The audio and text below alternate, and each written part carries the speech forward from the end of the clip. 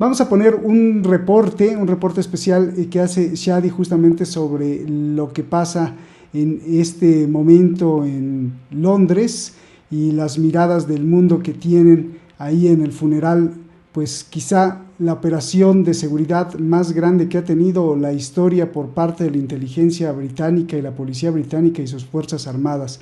Escuchemos y regresamos porque ya tenemos aquí a Nicolás Moras. Muchísimas gracias por estar aquí con nosotros. Adelante, escuchemos primero y regresamos.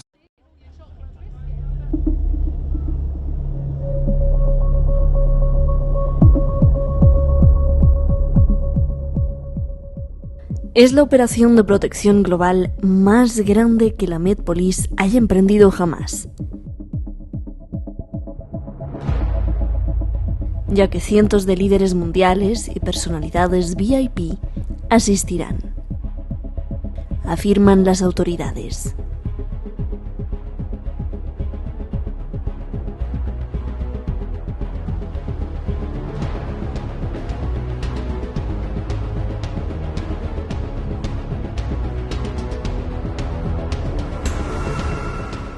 El operativo es parte de la operación London Bridge o Puente de Londres. Es el funeral más enorme en seguridad que haya podido tener la historia. Es como si fueran los Juegos Olímpicos, el carnaval, las bodas reales anteriores, es todo eso en uno, afirmó el alcalde de Londres, Sadiq Khan.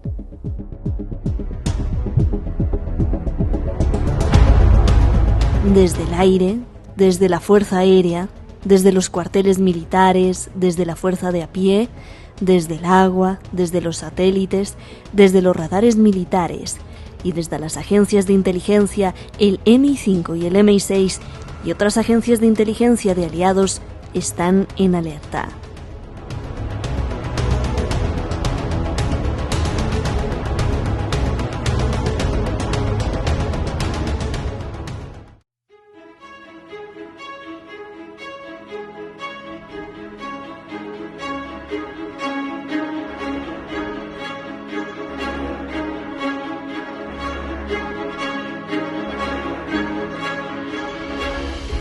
Francotiradores estacionados en los techos, drones de vigilancia, 10.000 policías uniformados, miles de agentes vestidos de civil, perros detectores de bombas, guardias de seguridad privados.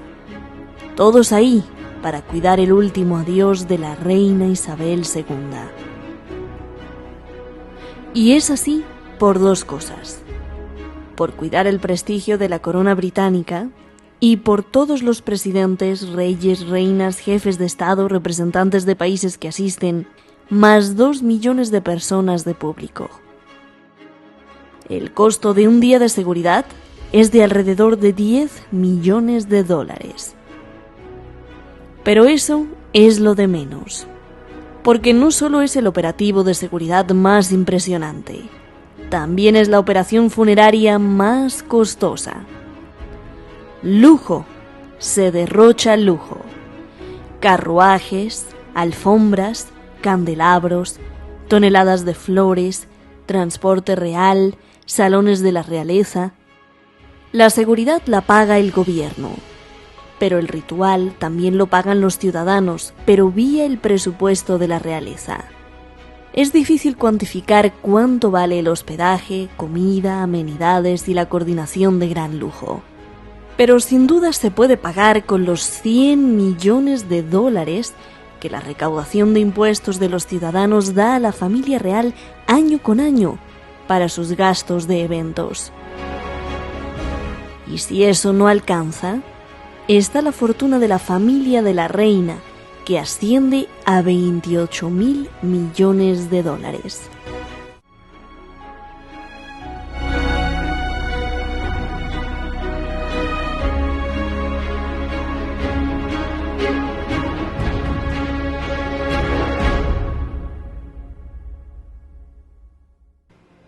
La familia de la reina, la familia real, tiene 28.000 millones de dólares de riqueza, y esto, bueno, está más que sabido.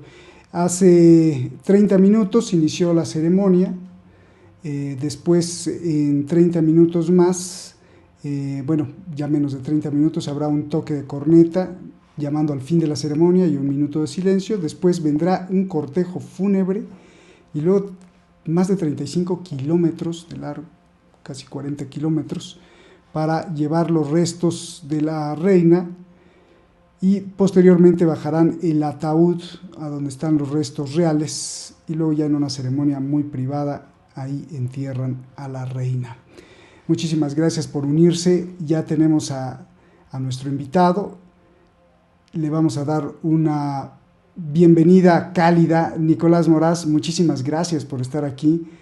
Te agradezco mucho, te agradezco que desde temprano estés ahí con la lupa, con la lente, pues viendo este fastuoso espectáculo, y me da mucha curiosidad, antes de hacerte otras preguntas, saber qué piensas de esto, a qué estamos asistiendo, qué es lo que estamos viendo. Adelante, Nicolás, un gran abrazo. Bueno, desde mi punto de vista, Roberto, ¿ahora me escuchas bien? Muy bien. Me alegro mucho, mil disculpas, aquí la conectividad está complicada, es un día de tormenta muy fuerte. Yo creo que asistimos a una muestra de cómo, pese a los avances tecnológicos y algunos cambios sociales, sigue persistiendo la fascinación del pueblo británico por la monarquía y una suerte de extraña envidia de parte del resto de las sociedades por este fenómeno que a mis ojos luce muy anacrónico, ¿no? De otra época, de otra era. Pero sin embargo, aquí en Argentina, por ejemplo, buena parte de la sociedad está cautivada por toda la carga de pompa y de simbolismo que tiene el funeral de la reina y la asunción del heredero. E imagínate que Argentina no tiene una historia particularmente feliz en relación al Reino Unido y sus prácticas imperialistas, pero sin embargo es así. Yo creo que tiene mucho que ver con lo que se ha llamado la civilización del espectáculo, y en este caso vemos como lo mismo que hubiera sido un show con la muerte, por ejemplo, de Jorge VI, el padre de Isabel, cuando solamente existían la radio y el cine como medios de difusión masiva, ahora es un show multiplicado con las nuevas tecnologías. Es decir, ese carácter superfluo, esa idiosincrasia superflua de buena parte de nuestras sociedades se ha potenciado con el paso de los años en lugar de disminuir. Nicolás, déjame tocar un punto muy delicado y seguramente cada vez que tengo oportunidad lo toco, pero bueno, es muy delicado porque para algunos la muerte de la reina significa muchas cosas. La muerte de la reina para algunos significa que estamos viendo ya el final de un mundo como lo conocíamos y comienza otro mundo en donde las monarquías se extinguirán, habrá una cuestión multipolar que domine el planeta, ya no habrá esta hegemonía de la anglosfera. Para otros, ven como el imperio en decadencia, el último imperio europeo, está diciendo adiós, quizá ya no veamos más reinas y bueno, Carlos quién sabe qué es lo que vaya a hacer.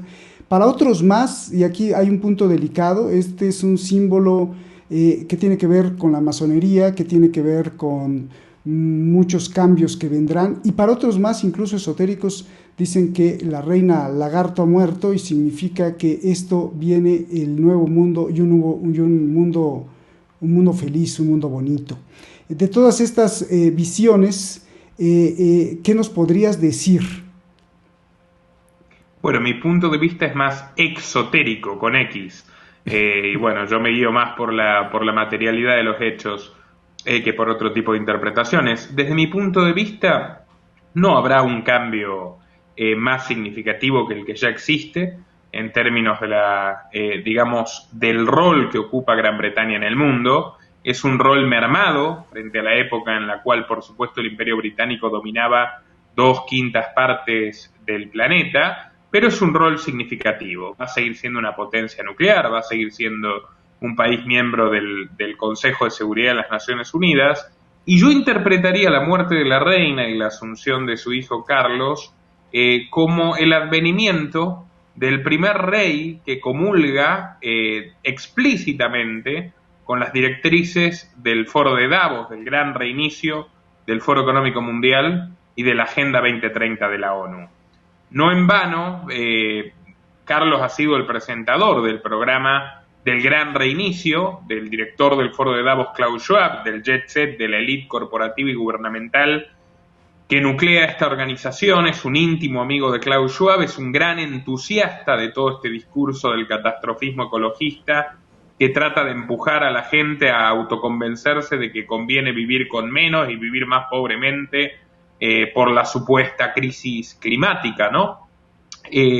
Carlos es, si se quiere, la faceta más progre que se va a poder haber visto nunca en la aristocracia británica y en este caso mandando. Puestos a hablar de simbolismos, a mí me llamó mucho la atención la tiara con los colores de la Agenda 2030 que él mismo diseñó siendo todavía príncipe y que aparece en una pantalla detrás suyo en distintos discursos, como por ejemplo sus presentaciones en el Foro de Davos. Va a ser un rey globalista. Yo alguna vez lo he dicho en tu programa, que me has dado la oportunidad de explayarme sobre el tema. El globalismo no es algo nuevo, o sea, es una reinvención del imperialismo. Lo de imponer el mismo marco legal y los mismos intereses económicos en todo el planeta o en buena parte del planeta no es realmente una novedad. En todo caso, el marco actual de este nuevo imperialismo, esta nueva hegemonía que busca avasallar en gran medida las libertades y hacer una verdadera transformación final de la sociedad y de las economías, lo representa claramente el rey Carlos. Y yo he trazado un paralelismo que es: si el Papa Francisco ha sido el desembarco de la Agenda 2030 en el Vaticano, Carlos III, Carlos de Windsor, es el desembarco de la Agenda 2030 en el Palacio de Buckingham y va a desplegar, no tengo la menor duda, va a desplegar todas sus potestades y su representatividad como jefe de Estado en esa dirección. Realmente no tengo ninguna duda. Conociendo los precedentes del caso, vengo de lanzar un documental biográfico sobre el personaje. Oye, ya que abriste el punto, entonces, ¿qué va a pasar en el mundo? ¿Las cosas se complican o se facilitan en la disputa contra Putin, contra Rusia? Porque el Reino Unido está muy activo en la cuestión de Ucrania, con esta visión que nos estás mapeando, que contra Rusia o se van a dar la mano o, Nicolás. Yo me imagino que Carlos puede llegar a fungir como interlocutor. Y te explico por qué, Roberto. A ver, yo me había quedado con la frase, como muchas personas tal vez se quedaron con esa frase, donde comparó a Putin con Hitler. Pero en realidad, mira, antes de eso, él ya hacía buenos negocios con Putin en persona en los años 90, cuando tanto él como su hermano, el polémico príncipe Andrés, visitaron Rusia para promover inversiones británicas en la época de la perestroika, y Putin era el zar de los negocios de San Petersburgo. Y después de este encontronazo, es muy divertido, puedes ver al príncipe Carlos y a Putin saludándose de manera muy afectuosa en el Foro Mundial del Holocausto que organiza el Estado sionista en el año 2019, o sea, bastante después de que realizó esta sentencia contra Putin y en el contexto de la anexión o reanexión de Crimea. Entonces, tienen una buena relación, están unidos por distintos oligarcas rusos israelíes. El principal financista del partido de Putin, Rusia Unida, es un gran donante de Prime's Charities, que es la red de 16 organizaciones, entre comillas, filantrópicas del rey Carlos, que es la principal ONG, si quieres, o el principal grupo de ONGs de Inglaterra, por lo cual no me sorprendería que haya más diálogo, por lo menos entre estas dos figuras. Convengamos que de todas formas la Constitución le otorga un gran número de roles protocolares al rey y muy poco de poder ejecutivo, que está concentrado en el primer ministro, en Downing Street. Aunque, si hay algo que ha caracterizado a Carlos III, yo creo que va a ser una era de corrupción sin precedentes, es el injerencismo, es saltearse la ley.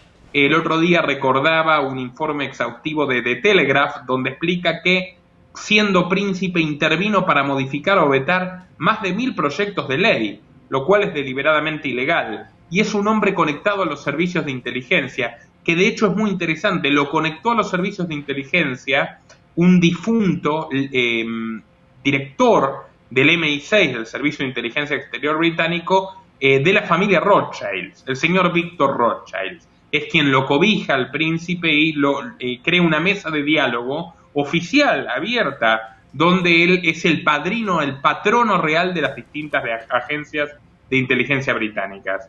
Así que yo creo que lo que se va a ver es lo que se vio durante su principado, multiplicado por 1000, puesto que ahora es rey, que es una multiplicación de sus negocios propios.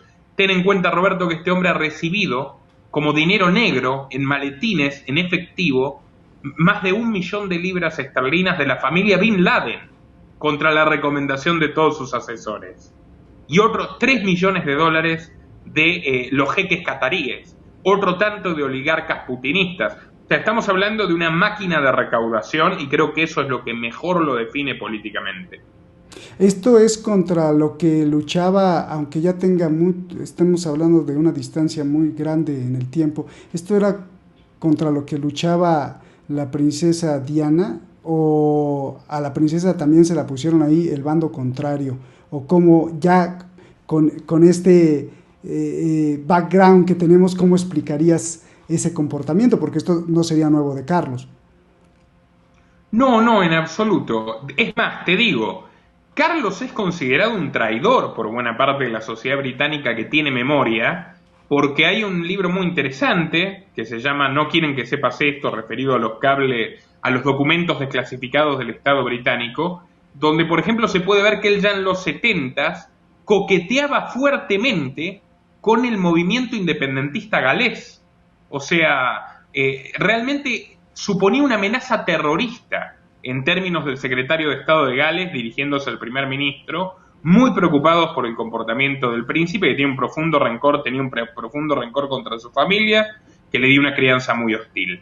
Yo te diría que con Diana tuvo todo tipo de problemas personales, pues es un hombre que siempre tuvo un gran afán de protagonismo, y la popularidad, lo recordará cualquier inglés de cierta edad, en los años 80 y los primeros años de la década del 90, se la llevaba indiscutiblemente su mujer, la madre de sus hijos, que es Lady Diana. Bueno, todo Buckingham conspiró contra ella. Te diría que la gran unión que hay o que existió entre Carlos y su madre llega muy tarde, teniendo él más de 40 años, y es contra Diana. Y bueno, de ahí una muerte en circunstancias más que misteriosas que yo repaso en mi documental, muy disputada, por la cual se suscitaron 2 juicios, numerosísimos indicios e investigaciones que apuntan que hubo una mano negra que facilitó el misterioso accidente de tránsito, accidente entre comillas, donde murió Lady Diana en París, con muchísimas cámaras que dejaron de registrar en ese momento, con informes forenses contradictorios, con un exagente del MI6 diciendo que le habían dado instrucciones de infiltrar gente para que se produzca en su entorno, para que se produzca esta muerte. Bueno, todo tipo de situaciones siniestras que desde mi punto de vista tienen que ver con que Diana estaba dispuesta a ventilar muchísimas corruptelas de este caballero, y en gran medida lo hizo. Lo hizo en sonoros reportajes donde sentenció que no era un hombre, desde su punto de vista, preparado para ser rey, y que básicamente era una persona deplorable. Aunque esto sea más de índole personal, la vida privada y la vida pública, en el caso de los aristócratas ingleses, está completamente entrelazada. Ahí se habla perfectamente de tu vocación de investigador. Yo creo que de estas cosas no habías ni nacido. Nicolás Moras, usted lo conoce, y si usted no lo conoce, pues es un jovencito con una sed de investigación. Yo le recomiendo que se suscriba a su canal. Ya vas para el 1,000,000, yo creo, sobrepasando el 500,000 de seguidores, y eso habla no por el número de seguidores, sino por la gente que con mucha pasión te sigue. Nicolás, yo te felicito mucho, y sobre todo te felicito por esta elocuencia con la que investigas, lo cuentas y sigues investigando y lo dejas a uno con la duda. Gracias, Nicolás. ¿Y cómo explicas, quizás las últimas 2 preguntas que te tenga, cómo explicas que mientras muchos millones son británicos que no tienen dinero para completar su régimen calórico O sea, no pueden comer carne todos los días. Hay estudios ya de salud que están quitándole calorías a su dieta porque no les alcanza el sueldo. Otros que no tendrán para pagar gas o electricidad para calentarse en este invierno que viene. Otros que no les alcanza para pagar pues la gasolina o el diésel o el combustible para sus coches. Sin embargo, tienen un funeral majestuoso, lleno de lujos, de despilfarros, lleno pues de un orgullo que no existe en la mayoría de la sociedad británica porque necesita dinero. De hecho, fue increpado el rey Carlos ayer o anteayer por uno de los asistentes al funeral y le dijo, oiga, no me alcanza y ustedes aquí gastándose todo el dinero. ¿Cómo explicas esta desigualdad? La reina nunca se dio cuenta de esto, no le importó aplastar al pueblo con una economía, simplemente no existía. ¿Cómo explicamos esto? ¿Cómo entendemos esto? Que hay británicos que no tienen y que además hay británicos que con los impuestos están pagando esto.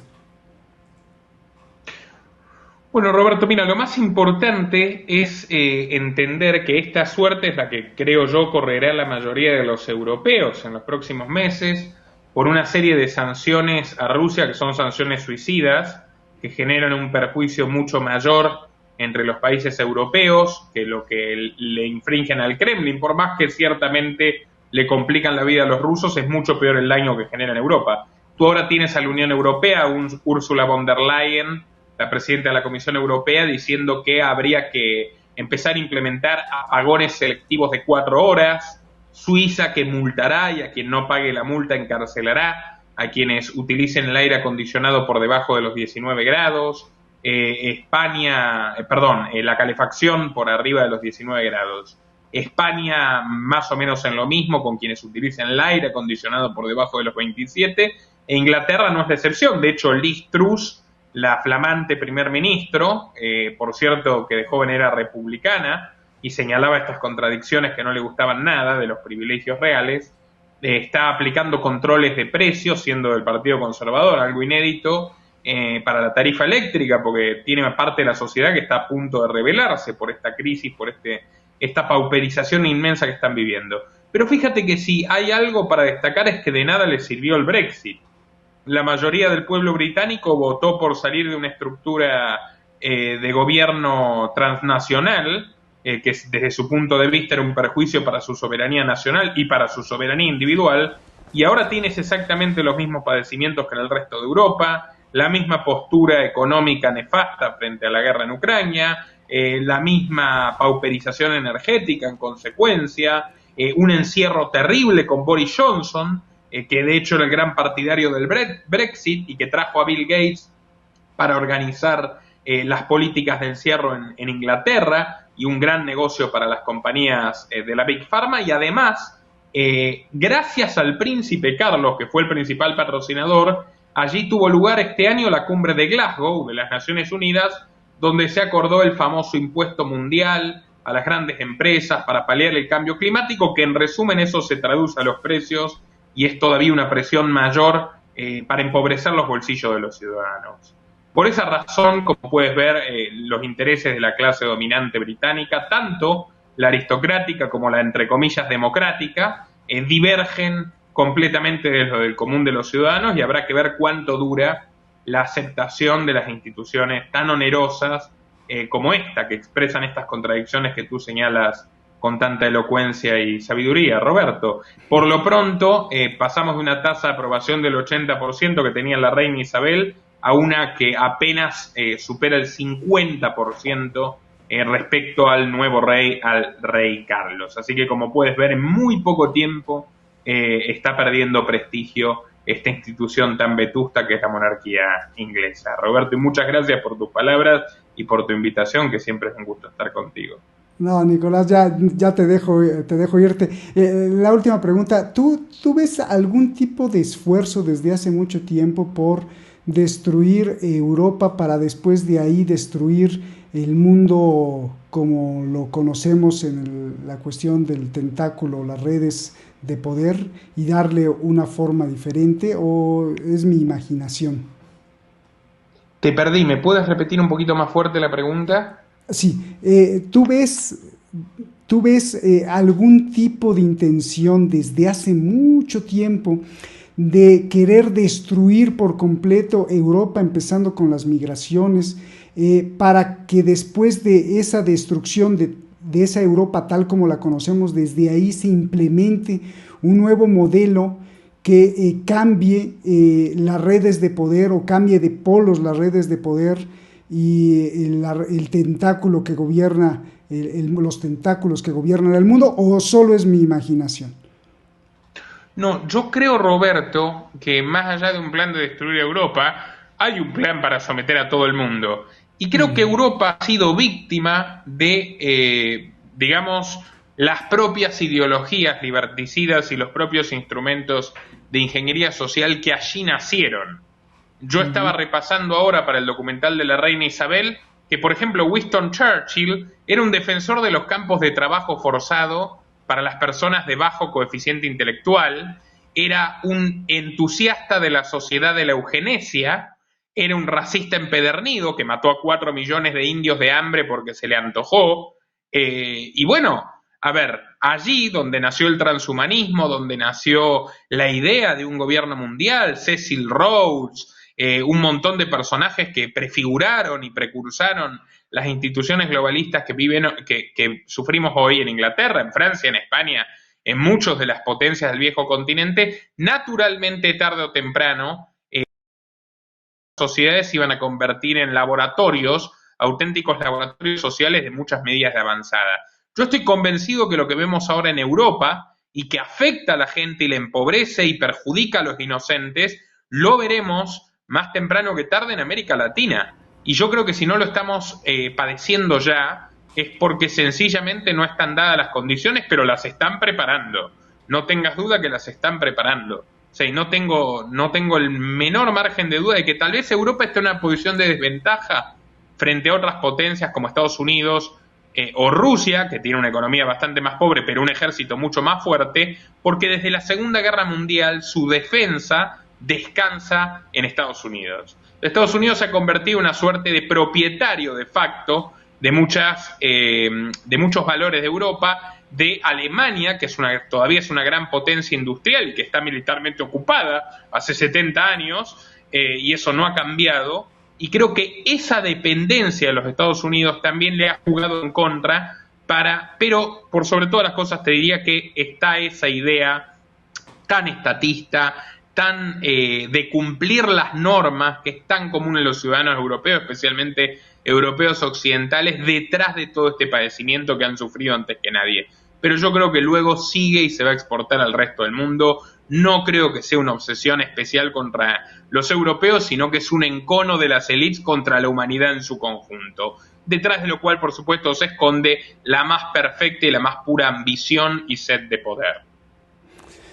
Genial, lo dijiste pues más claro ni el agua, el Instituto Tavistock, me acuerdo. Muchísimas gracias, Nicolás Moraz, le invito a que se suscriba a su canal, insisto, y si usted ya lo vio, pues entonces comparta sus documentales y todas sus investigaciones. Nicolás, un gran abrazo y muchísimas gracias por haber abierto un espacio en tu agenda para estar aquí. Gran abrazo, Roberto. Gracias. Un placer gracias como siempre y éxitos con tu programa, que es ejemplar y del que todos aprendemos en todo el mundo. Gracias a ti, gracias a ti, Nicolás. Un abrazo. Gracias a usted siempre por estar aquí con nosotros defendiendo este espacio de libertad. Cada vez somos más y más y más, a pesar de que nos han cerrado tantas veces los canales y nos han censurado muchísimos programas, pues al final parece ser que se está imponiendo la sed de usted de querer tener más elementos, no para estar de acuerdo con nosotros o para estar en contra de nosotros, sino para tener más elementos para discernir, para entender esta realidad.